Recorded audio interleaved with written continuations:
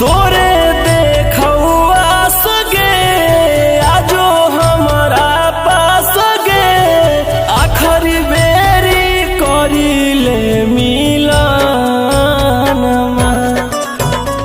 तोरे देखौआ सगे आजो हमारा पास गे आखरी बेरी करिले मिलनमा।